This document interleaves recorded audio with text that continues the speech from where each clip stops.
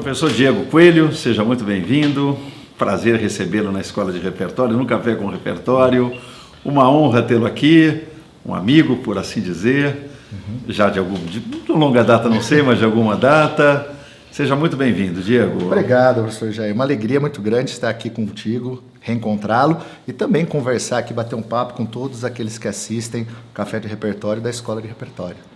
Muito obrigado, Diego. A gente tem um protocolo aqui de começar falando um pouquinho sobre a própria pessoa, né? O próprio entrevistado, falar um pouquinho dele, não exatamente um currículo, uma biografia, mas, enfim, algumas andanças que a pessoa teve. Você é uma pessoa, eu acho que, e falo isso com muito elogio, quer dizer, tem o ecletismo como uma marca muito grande da sua formação, ou mais do que isso, das suas inquietações, né? Uma formação de graduação em Ciências Sociais, um comércio exterior, um mestrado e um doutorado que depois eu gostaria que você destrinchasse, como conversávamos aqui em off.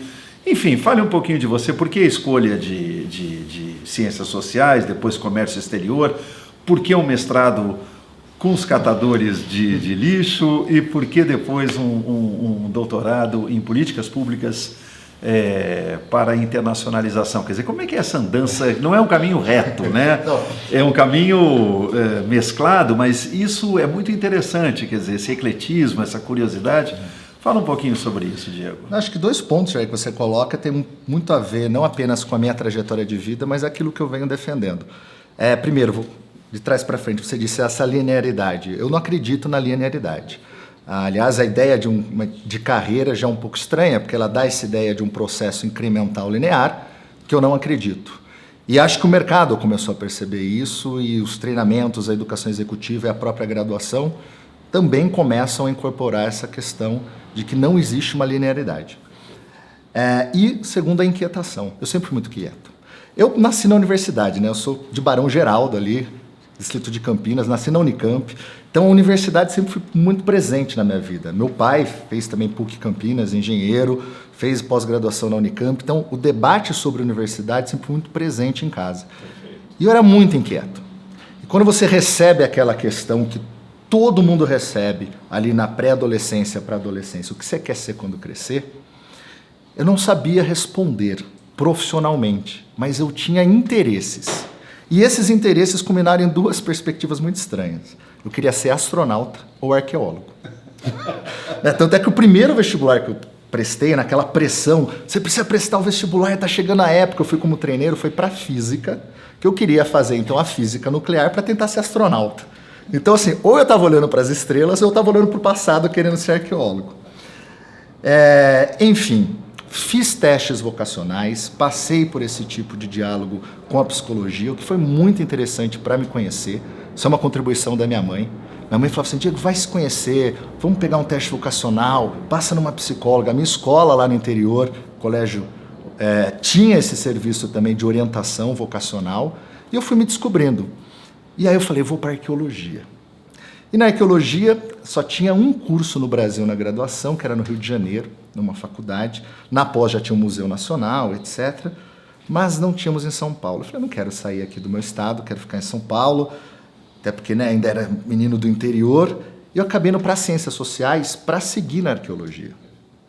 Nas Ciências Sociais são 3 grandes áreas, né? Antropologia, Ciência Política e Sociologia. Você começa com algumas matérias obrigatórias, mas depois você segue. E eu já fui para a vertical de Antropologia e Arqueologia. Cheguei a estudar Arqueologia no Museu de Arqueologia e Etnologia da USP. E dali eu fui para a Etnologia, porque eu comecei a estudar Arqueologia americana, quais eram as hipóteses de povoamento da América, com arqueólogos fantásticos. Fui cair na Etnologia Indígena, que foi meu primeiro estágio.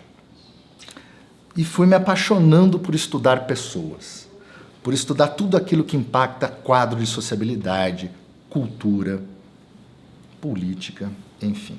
Modos de vida, costumes, jeitos de pensar, exatamente, jeitos de existir. Exato. Por que a mentalidade, como ela se relaciona com o grupo, como o grupo se relaciona entre grupos, essa problemática muito clássica da sociologia e da antropologia. Mas, inevitavelmente, eu tinha a ciência política. E aí, também estudando a ciência política, eu tive minha experiência de estágio, então, com a educação indígena no Brasil, mas a política estava ali. Eu fui entrando na política, política internacional, e aí a economia chegou na minha vida. a economia me conquistou, porque ela falou assim, não apenas estudar os quadros de sociabilidade, mas como esses indivíduos em interação constituem o que nós chamamos de mercado. E eu fui pela ótica do estudo da sociedade pela economia. E aí eu trouxe a dimensão, inevitavelmente, da sociologia, da antropologia, para a ciência política. A dimensão internacional, Jair, estava muito forte quando eu estava na faculdade. Fiz anos 90 a faculdade, né? Final dos anos 90. Então eu peguei o quê? Eu fiz o colégio do que nós chamamos de abertura comercial do país. Então essa agenda internacional estava entrando muito forte. A primeira vez que eu escutei a palavra, o conceito globalização, foi durante o colégio. Era tema para o vestibular. Então aquilo também começou a me chamar a atenção, essa inquietação. E as questões durante a faculdade, entrei na faculdade em 99, na primeira graduação, essa ideia, o ano que eu entrei na faculdade foi um ano de uma ministerial da Organização Mundial do Comércio, que começou em 95, na cidade de Seattle, nos Estados Unidos. E eu tive colega que foi para essa ministerial. Aí o mundo também bateu a minha porta, falou, estou vendo aqui etnias no Brasil, estou vendo a questão da sociedade brasileira, da política brasileira, mas existe um mundo que começa a bater a porta. Então, onde eu quero chegar? As inquietações eram justamente qual que é o nosso lugar no mundo, com o viés da economia, da política, antropologia e sociologia. Foi aí que eu comecei a me interessar pela economia internacional e eu trouxe a Faculdade de Comércio Exterior. Porque, à época, no curso de Relações Internacionais, nós tínhamos a PUC São Paulo, a Universidade de Brasília, e ainda os cursos nascendo em Relações Internacionais. Eu acabei criando o meu curso, vamos dizer o seguinte, eu peguei daí, verticalizei forte na ciência política, dentro do curso de Ciências Sociais, e trouxe a parte de Economia e Negócios Internacionais do curso de Comércio Exterior. Então, essa foi minha formação de graduação. Inquietações. E eu digo assim, que indivíduo não é inquieto?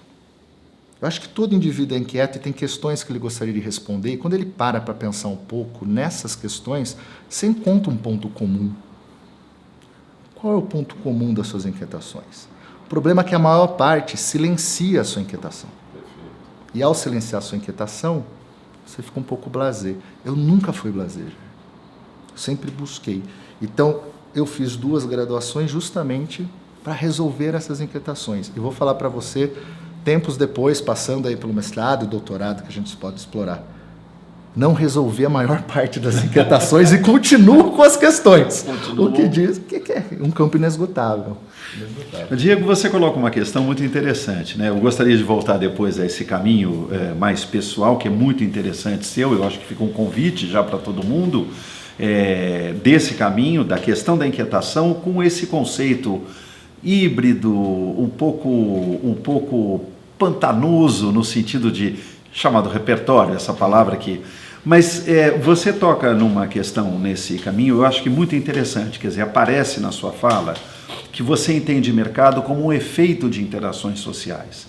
Essa palavra, muitas vezes, ela acabou virando uma espécie de um fetiche, tanto no mundo pró o mercado, como no mundo contra, de entender o mercado como uma espécie de uma entidade que nos coloniza, coisa parecida. Você nos traz um conceito muito interessante no bojo da sua fala. Você entende o mercado como uma espécie de um conjunto de interações humanas, uma certa maneira dos homens se organizarem, de produzir, seus modos de produção e produzir riqueza. É isso mesmo? Você entende, a gente poderia dizer que a compreensão desse conceito mercado, a gente não consegue só pelo mundo da economia, quer dizer, é importante trazer as contribuições da sociologia, da ciência política e da antropologia?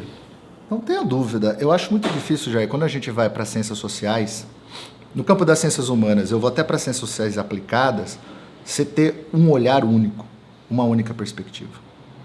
Por quê? Porque a complexidade não é que ela é inteligível. Nós constantemente temos que interpretar essa complexidade. E essa interpretação necessariamente passa por perspectivas, por abordagens, que por vezes não são conflitantes, são complementares. É que aí, obviamente, existe a predominância de uma abordagem em detrimento da outra. E não vou negar que na academia, às vezes, o diálogo ele é mais truncado pelas disputas de território entre as abordagens. Mas eu sempre fui um indivíduo que buscava o quê? As complementariedades. Então, ao invés de colocar abordagens em competição, eu falava o que a gente aprendeu e empiricamente já validamos dessa abordagem que eu posso trazer. E dessa? Vamos tentar construir um prisma. E esse prisma ele é mutável. Obviamente, como a gente interpretava a sociedade lá atrás, não significa que a gente vá usar o mesmo tipo de perspectiva para a sociedade de hoje. Agora, o que tem de boa prática ali, eu posso trazer para cá. Então, eu sempre busquei, isso foi uma característica muito forte na minha formação, de buscar na literatura os referenciais e colocar os referenciais em perspectiva para debater quais eu vou utilizar para interpretar e solucionar o meu problema.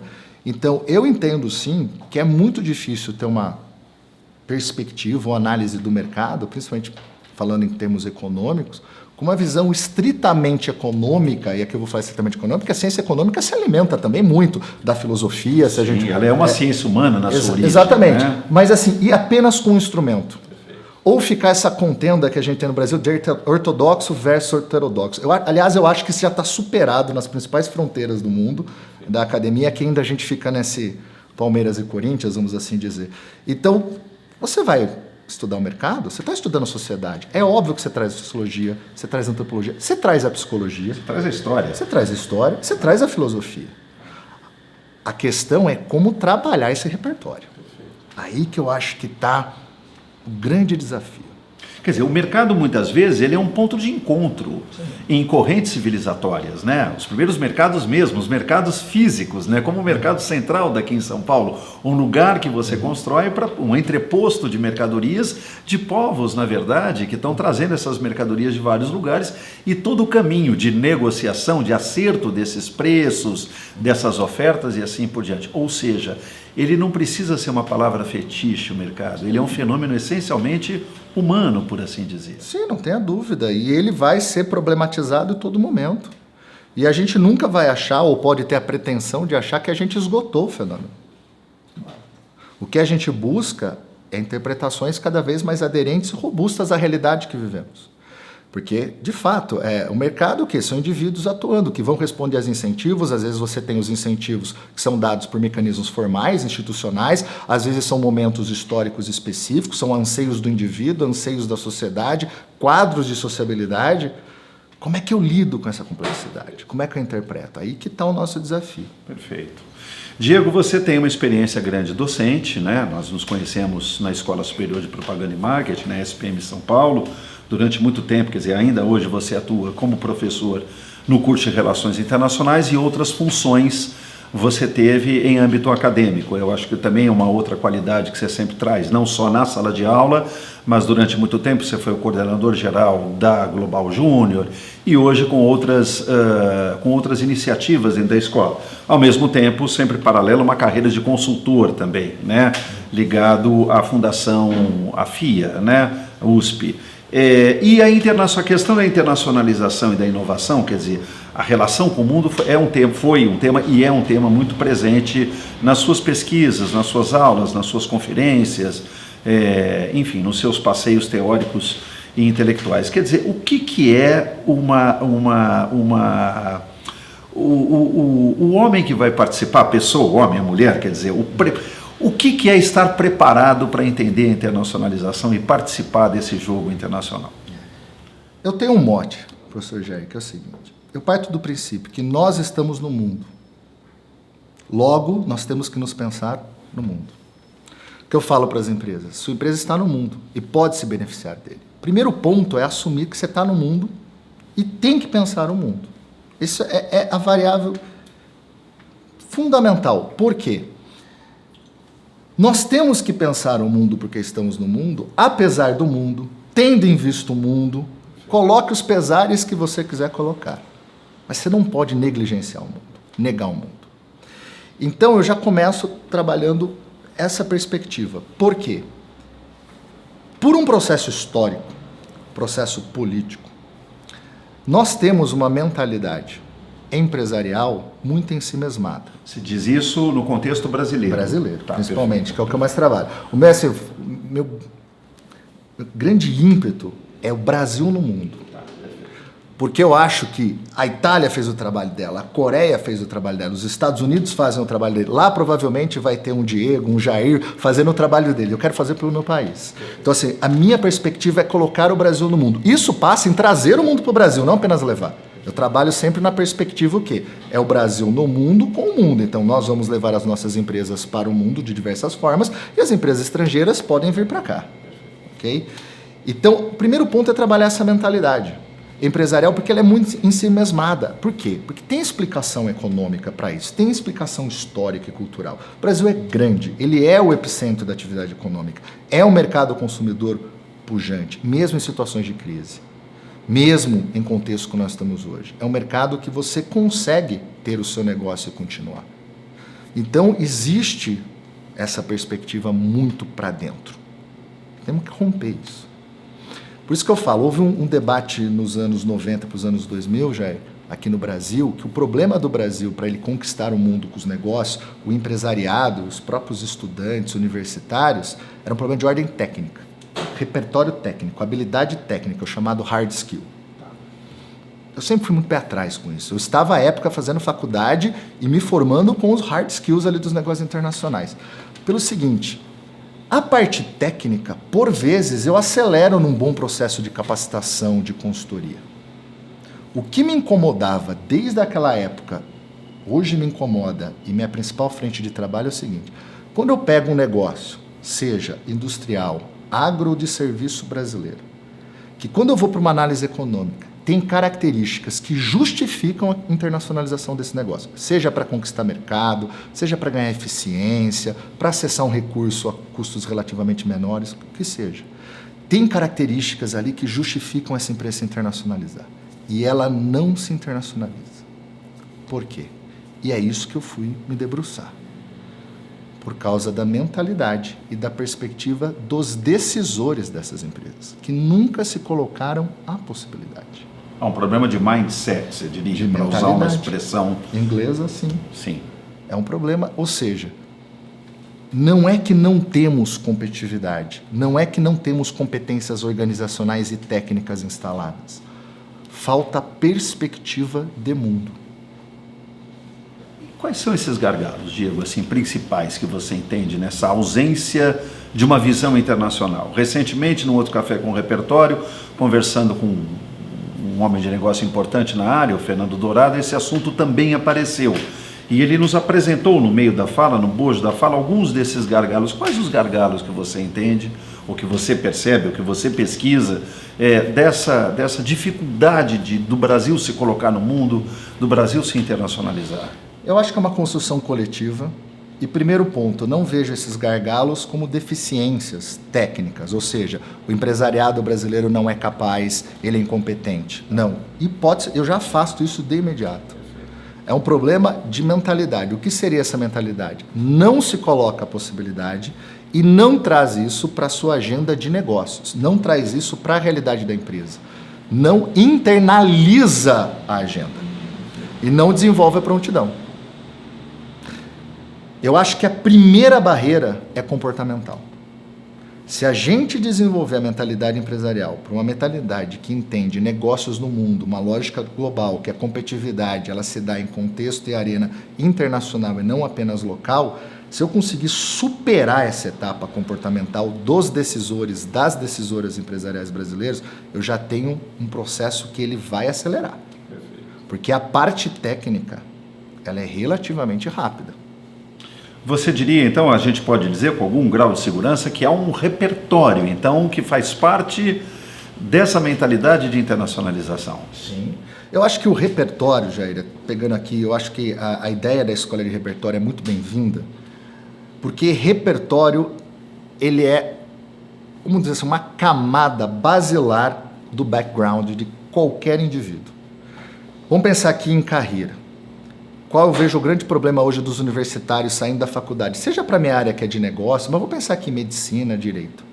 Muitos estão focados na profissão. Inclusive, eles escolhem o curso pela profissão e uma perspectiva de renda média no país daquela profissão. Isso que eu considero equívoco. Por quê? O emprego e a profissão são pontuais e passageiros. A sua carreira é de longo prazo e ela vem de uma trajetória a partir do repertório que você constitui. O que eu estou chamando de background? É todo esse lastro que você traz por duas coisas. Sua experiência de vida, aí brincando, o taxímetro rodando da tua vida, inevitavelmente, as experiências que você passa, em todos os sentidos, na empresa, no mercado, na sociedade. E o segundo ponto dessa camada, que vem com a experiência, é o repertório. E esse repertório, ele tem uma carga técnica? Tem, que você vai ter na graduação, no curso técnico. Mas onde eu acho que está o grande poder do repertório? É como você traz esse repertório para o seu momento.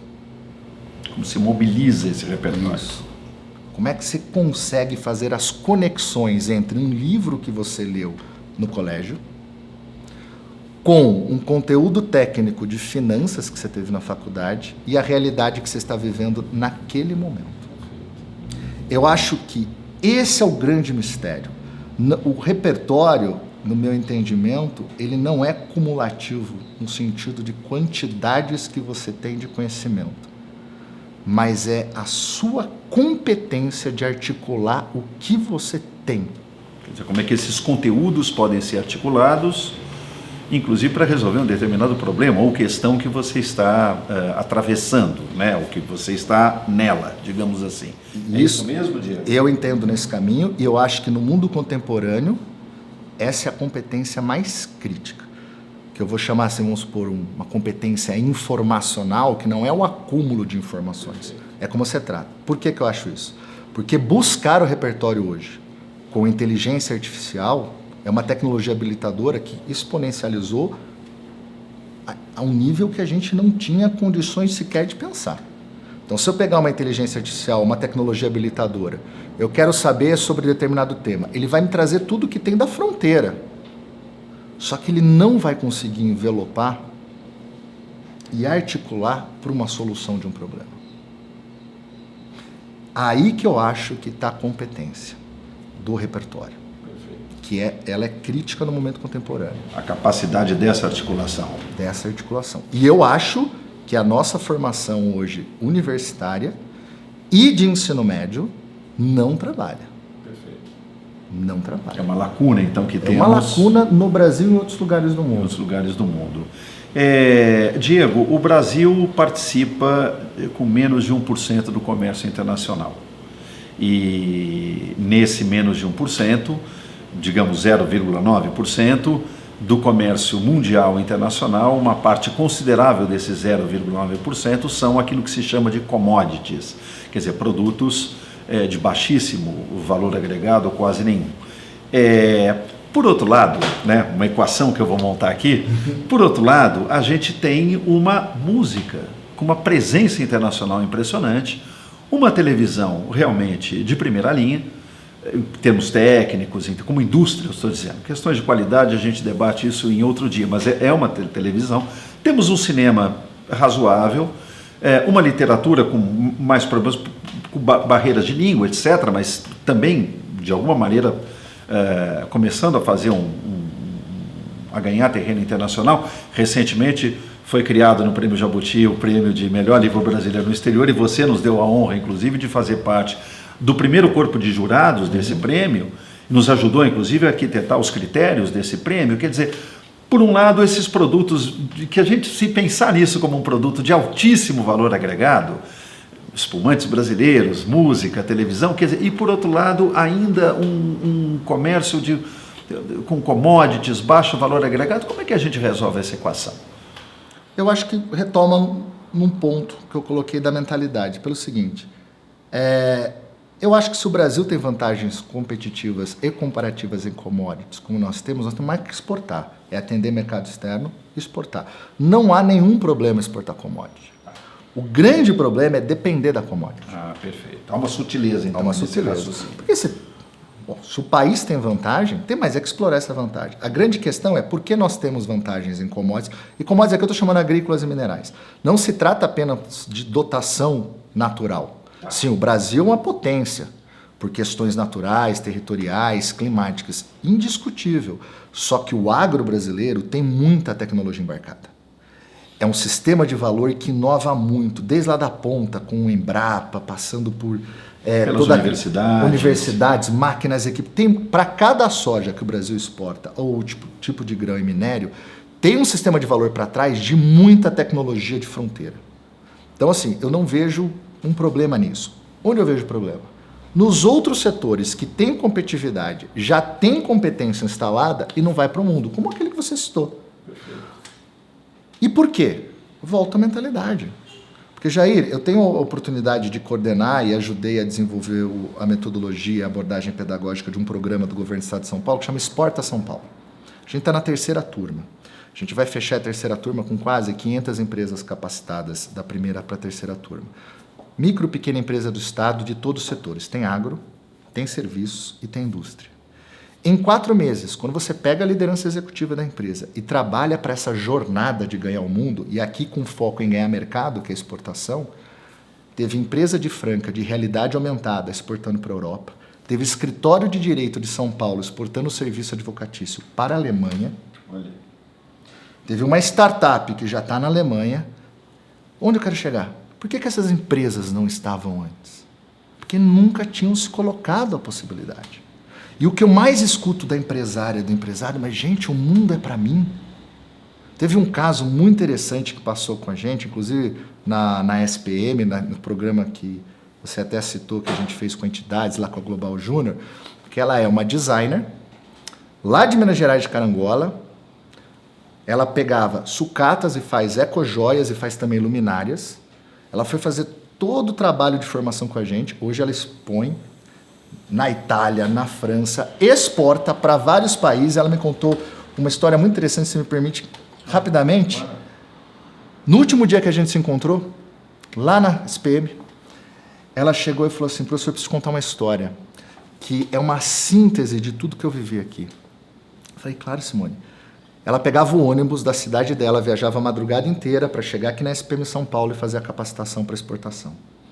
Aí ela falou o seguinte: eu tenho um filho, não lembro agora a idade dele, mas era uma criança pequena na época, e ele perguntava para mim: professor, mãe, o que você vai fazer em São Paulo toda semana? Aí ela falou assim: estou indo estudar. Mas você vai estudar, você é velha, estudar é coisa de criança que vai para a escola. Daí ela falou: não, você sempre vai estudar, nós sempre precisamos estudar. Então já começa aí, né, aquela ideia do lifelong learning, da jornada. Mas o mais interessante, estudar para quê, mãe? Tá vendo que a gente fabrica aqui, a gente produz aqui? Colocar isso no mundo. Sabe a resposta dele? No mundo, mãe. Mas o Brasil já não é grande. Isso tá desde a nossa infância. A nossa música tem mercado, o nosso cinema, a nossa televisão. Por isso que eu falo, você tem uma Rede Globo que ela já vai. A moda, a BEST, que é a Associação de Estilistas, fazendo um trabalho fantástico. Por isso que eu falo, gente, às vezes não faz sentido eu pegar a produção têxtil brasileira e competir com a produção têxtil chinesa, que é escala. Mas não significa que eu posso abandonar a indústria têxtil. Eu posso ir para a inovação no têxtil, novos tecidos, tecido e não tecido, tecido inteligente. Agora, e no estilo? E no desenho? Os designers brasileiros de móveis, a região sul do país, calçados brasileiros, eles não são aqueles calçados que a gente chama de liderança em custo. São calçados com diferenciais e atributos, não apenas pelo material couro, mas o conforto. Dá para rivalizar com a Itália. O que falta, então? Óbvio que a gente sempre pode avançar em competência técnica, em design. Falta isso. A gente deixar de ser ensimesmado. Tem um mundo para a gente ganhar. E o mundo pode ganhar com a gente. Eu acho que é aí que está. Como é que a gente trabalha esse repertório nacional, gente? Você diria, então, Diego, interessante essa análise que você faz do nosso problema, digamos, a nossa questão, não estaria na usina de criatividade, mas os gargalos estão em mentalidade, gestão, estratégias, eventualmente políticas públicas que auxiliem esses produtores se associarem e criarem uma força maior no sentido da internacionalização. A Apex é uma experiência interessante, num certo sentido, um pouco desmontada nesse momento, mas sua ideia é uma ideia muito interessante, mas nós não temos um problema de criatividade. Não, porque assim, o brasileiro o brasileiro é criativo. Gente, todo país vai ter uma sociedade que tem a sua criatividade. A questão não é ser criativo por ser criativo. Perfeito. É como eu uso a minha criatividade. Aí eu volto para a questão do repertório. Perfeito. Agora, de fato, existem mecanismos institucionais que podem incentivar e ajudar a mudar esse contexto? Pode, com a Apex Brasil. O que a Apex Brasil mais tem feito, que eu acho um trabalho extraordinário, é esse apoio informacional. O que é apoio informacional? Eu vou te apoiar, vou te dar incentivo, eu vou capacitar, porque é o seguinte, a jornada da empresa é da empresa. Cada empresa tem sua estratégia, planejamento de gestão. Agora, ela é da empresa, mas ela não precisa ser solitária. Você tem todo um ecossistema que pode ajudar. E qual é o principal papel de um ecossistema? É organizar as competências técnicas e repertório que às vezes estão insulados e trazer isso para uma jornada coletiva. Na forma de uma estratégia, você diria. Isso. Nacional, inclusive. Não como um planejamento nacional, mas o Brasil entendeu o seguinte: como a gente usa tudo isso que falam da gente a nosso favor, inclusive para negócios, no mundo. Mas isso vai repercutir internamente. Por isso que eu falo, gente, eu não, mesmo como professor da área, eu não falo mais negócios internacionais e negócios nacionais, eu falo negócios. Eu rompo a dicotomia. Vamos fazer negócios onde faça sentido para a gente, seja naquele país, no outro país, ou dentro do meu país. E em qual região do meu país? Essa é a ideia. Diego, você tem estudado bastante e acabou também se especializando nesse tema que hoje é um tema-chave nas economias contemporâneas, que é inovação. Então, queria que didaticamente você colocasse para a gente, quer dizer, qual o papel hoje que a inovação tem na dinâmica, digamos, de mercados, na dinâmica econômica e o lugar que o Brasil pode ter nas questões de inovação? Eu acho que o ponto inicial é desmistificar a inovação. Aqui no Brasil a gente já tem um conceito muito antigo e já ultrapassado, que é a inovação como a inovação de um advento tecnológico. E todo mundo vem à cabeça um novo celular, um novo computador, etc. A inovação ela é abrangente. Eu posso inovar em várias frentes. Eu posso inovar processo, eu posso inovar mercado, eu posso inovar em fornecimento, eu posso inovar produto, eu posso inovar serviço, eu posso inovar em várias frentes. Porque o que é inovação?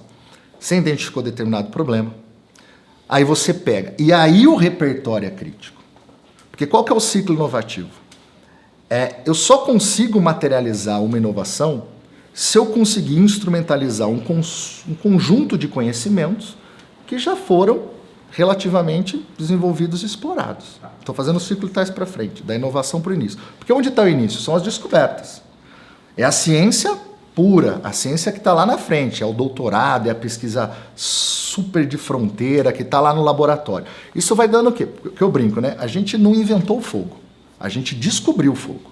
Aí a gente começou a interpretar o que é combustão. Quando eu tenho um conjunto de descobertas, eu posso dar um próximo passo, que é o quê? É organizar essas descobertas para um referencial que eu consiga aplicar, que é a ciência aplicada. Não estou mais na pura, não estou mais na básica, estou na aplicada. Essa aplicada, se eu mobilizar para resolver um problema, eu vou ter uma invenção. Então eu saio da descoberta para um conjunto de conhecimentos técnicos aplicados que me permite inventar. Quando eu viabilizo econômica e comercialmente essa invenção, eu tenho a inovação. Então o que eu digo, a inovação no limite é um trabalho de conexão de repertórios, desde a ciência básica, passando pela ciência aplicada. Então se eu tenho, por exemplo, um problema na minha empresa de produtividade, e eu começo a fazer uma análise interna, eu vou ver meus processos, minha cadeia e rede de valor, e eu começo a ver que talvez exista um problema de processo. O que eu vou trazer de conhecimento técnico para me ajudar a solucionar isso? E esse conhecimento técnico deriva de um conhecimento mais teórico. Onde eu vou buscar? Como eu articulo? Qual a abordagem? Como eu organizo? Como materializo? Tudo isso é conexão. A inovação, ela é decorrente de todo um processo histórico, intelectual, civilizatório. Ela não surge do nada. Então você está lá em casa assim, eureka. Para você falar um eureka, teve muita gente que estudou antes, que produziu conhecimento, que chegou, fez... E quando você fala eureka, você tem uma invenção. E aí, eu consigo reproduzir? Econômica e comercialmente? Então, o que falta para o Brasil? Eu vejo todas essas competências no Brasil. Por exemplo, o brasileiro às vezes não sabe que existe um porto digital no Recife, que é um arranjo produtivo extraordinário de transformação digital, lá na Universidade Federal de Pernambuco. Tem gente que às vezes não conhece o sistema de Santa Catarina, não conhece o sistema do Rio Grande do Sul, que tem o Caldeira, não conhece aqui dentro de São Paulo, por exemplo, que tem o Cietec. Então, nós temos um ecossistema para inovação que está ficando pujante. O que esse ecossistema faz? Conecta. Ele faz o matchmaking desses repertórios para a inovação. Então, para o Brasil ser um protagonista de inovação, primeiro eu acho, vamos posicionar a inovação como abrangente, a gente pode inovar em várias frentes. Eu posso inovar no modelo de negócio do setor da economia criativa que destrava a internacionalização, por exemplo. Agora a pergunta é, quem está pensando isso? Quem pode me ajudar nisso? Aí que entra o ecossistema. Agora, quando você não tem um ecossistema que liga universidade, sociedade civil, setor privado e governos, fragiliza. Qual a diferença para os outros países? Os ecossistemas são mais robustos. E integrados. E integrados. Segundo, se eu não tenho ecossistema e eu insulo as pontas, essa ponta às vezes pode ficar muito especializada verticalmente, insulada, não consegue se conectar, muita gente talvez não veja sentido naquilo e declina. Eu perdi ali uma coisa extraordinária. Interessante, né, Diego? Você fala muito, mobiliza muito a palavra conexão, redes randômicas, por assim dizer, tal. Há uma máxima hoje em dia que a gente usa muito na escola de repertório que diz que fazer negócios hoje é saber se relacionar. Eu gostaria que você desenvolvesse um pouco isso, da importância de você se comunicar, de saber relacionar, aproximar pessoas, aproximar players, quebrar um pouco esses isolamentos, universidades, setor produtivo, etc. Como é que essa coisa hoje, do que é um soft skill, que vem muito do repertório também, como é que o relacionamento passou a ser tão determinante no mundo dos negócios, inclusive na nova arquitetura dos escritórios, das unidades produtivas, etc. Se a gente pensar um banco tradicional e um coworking, por exemplo, são duas arquiteturas completamente diferentes, né? Eu acho o seguinte, Jair, a habilidade, eu vou usar até aqui não quero cair no campo teórico e tal, mas Robert Katz, que foi um pesquisador interessante da área de gestão, ele falava que basicamente nós temos 3 skills na área de gestão. E aliás, um dos pioneiros de trabalhar isso. Escreveu um artigo seminal na Harvard Business Review nos anos 70, que ele falava que era habilidade técnica, habilidade humana e habilidade conceitual. Essa habilidade humana, fundamentalmente, é de relacionamento. Essa habilidade não apenas de liderar, mas de se entender parte de um grupo, de como você se posiciona num quadro de sociabilidade, como você navega, como você interage, como você dialoga. Por que isso é crítico? E aí tem a ver com tudo que nós estamos conversando, de inovação, de internacionalização. Porque quando eu tenho um problema, seja qual for, o problema de um cliente externo, o problema de um fornecedor, um problema do meu departamento, qual seja o problema? A primeira etapa de você propor a solução é fazer uma escutativa daquele cliente e da perspectiva dele. Como é que você faz uma escutativa? Você tem que conseguir constituir um relacionamento, constituir um diálogo, prestar atenção no que ele fala, investigar aquela realidade. Então eu não posso assumir. Qual o erro mais comum que eu vejo nos negócios? Ao invés de eu identificar meu cliente, escutar meu cliente, para propor uma solução aderente à realidade dele, eu falo que aquele é meu cliente e eu parto do princípio que o problema dele é o que eu acho. Eu coloco a minha perspectiva como predominante em detrimento da perspectiva dele. Que esse é o erro que as pessoas acham que empatia é se colocar no lugar do outro. Não é se colocar no lugar do outro, é considerar a perspectiva do outro para a sua perspectiva. Um pouco mais profundo, Exato. Não é assim, então, Jair, eu tenho empatia contigo, eu vou me imaginar no teu lugar. Não é considerar a sua perspectiva e dialogar com essa perspectiva. Para a gente chegar ao quê? Chegar num relacionamento, num debate em que eu saio de um jeito, você sai do outro jeito, ninguém sai do jeito que entrou. Eu acho que é um pouco disso. Então, quando a gente perde a capacidade do diálogo, a gente perde a escutativa. E se eu vou perdendo a escutativa, eu fico com aquela arrogância que eu tenho as soluções. Só que essas soluções vão deixando de ser aderente àquela realidade de terceiros. E eu vou declinando. A maior parte dos negócios, isso são pesquisas do Sebrae, a maior parte declina porque não conhece a realidade do cliente, não identificou o cliente, vai para o mercado com uma solução e cai. Porque não houve. Os principais conflitos dentro da empresa, Jair, os principais conflitos na universidade, os principais conflitos na família derivam de problemas de diálogo. Sem dúvida, comunicação, né? De comunicação, de relacionamento. E aí, como é que eu ensino isso? Isso que eu falo, o maior desafio com o professor universitário hoje, que eu acho que eu tenho muito mais paixão pela sala de aula, respeito pela sala de aula do que dom. Eu acho que eu não dou aula bem, mas eu sou um apaixonado por aquilo. Como é que eu ensino empatia, Jair? Claro. Eu tenho que promover experiências para que o indivíduo viva aquela empatia. Perceba, né? Perceba. Claro. Sinta na pele aquela empatia. Não adiantaria apenas ler uma definição bem feita sobre empatia, né? Mas já é um outro grau, né? A gente precisa... Exato. E aí que o repertório é importante nessa conexão, porque se eu consigo estabelecer diálogo com públicos diferentes, com muita diversidade, diversidade de gênero, diversidade de idade, de região, tudo. Eu trago um repertório para a perspectiva que ela acelera ciclo inovativo, ela acelera tomar a decisão para internacionalização, ela muda a mentalidade. Não é da noite para o dia, mas ela acelera um processo histórico de mentalidade. Porque a diversidade, para mim, ela é muito poderosa, porque é o que promove consensos transformadores. E por que a diversidade traz consensos transformadores? Porque ela constitui um diálogo que eu trago os repertórios. Então, se a gente perde o diálogo, você desmantela ecossistema, você desmantela ciclo inovativo, você desmantela a formação de mentalidade. Desmantela a criatividade. Tudo. Nesse momento que a gente atravessa, um pouco o mundo todo, mas em especial com cores brasileiras muito acentuadas, Diego, de intolerância, de uma certa raiva, uma cultura do ódio, não há mais argumentos, há xingamentos, genericamente falando, quer dizer, mais do que nunca, a possibilidade ou a capacidade do diálogo, da empatia, da busca do entendimento, são armas ou são estratégias que a gente poderia chamar de revolucionárias no melhor sentido dessa expressão. É isso? Quando eu falo que se a gente perde a capacidade de diálogo, não consegue desenvolver empatia, eu desmantelo tudo, desde a área de negócio, chegando até o momento da sociedade.